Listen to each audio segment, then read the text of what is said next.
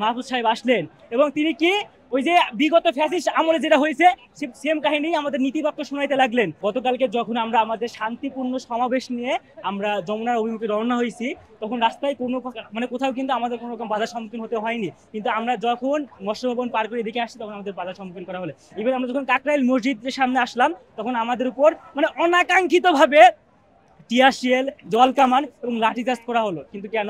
আমাদের সাথে তো আমাদের শিক্ষকরা ছিলেন, বিশ্ববিদ্যালয়ের শিক্ষক যারা পিএইচডি সম্পূর্ণ, তাদের উপর কেন ধাক্কাধাক্কি করা হলো, তাদের কেন জল কামান এবং লাঠিচার্জ করা হলো? এটা কখনো কাম্য নয়। তারপর যখন আমরা শিক্ষার্থীরা আসলো, কেন তারা মানে টিয়ারশেল নিক্ষেপ করলো?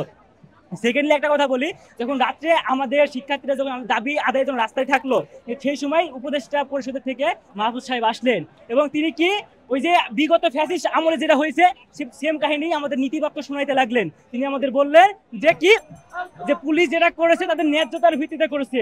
ভাই, এখানে আমরা জগন্নাথ বিশ্ববিদ্যালয় থেকে আসছি, একজন বিশ্ববিদ্যালয় স্টুডেন্টের উপর লাঠিচার্জ করবে, জল কামান নিক্ষেপ করবে, এটা কোন ধরনের আইনগত বিষয় এবং কোন ধরনের ন্যায্যতা? এটা আবার বোধগম্য নয়। কিছুদিন আগে দেখেন কিংস পার্টি খ্যাত এরা আসলো, মিছিল করলো, আন্দোলন করলো, সমাধান করলো, চলে গেল। তাদের উপর ঠান্ডা পানি স্প্রে করা হলো। আর আমরা বিশ্ববিদ্যালয়ের স্টুডেন্ট, জগন্নাথ বিশ্ববিদ্যালয় 20টা বছর যাবত ভাই নানা রকম অধিকার থেকে বঞ্চিত হচ্ছে, কিন্তু তারপরে তারা আমাদের উপর কি করলেন? টিয়ারশেল নিক্ষেপ করলেন, জল কামান নিক্ষেপ করলেন। ভাই, লাঠি চার্জের যে আঘাতে এখন কিন্তু ঢাকা মেডিকেল, পিজি হাসপাতাল সহ আশেপাশের হাসপাতালে আমার অনেক ভাই বোনরা ভর্তি হয়ে আছে। তারা কেন এটা করলেন? আমাদের দাবি যত সময় না আদায় হবে তত সময় পর্যন্ত আমরা রাজপথ ছাড়বো না।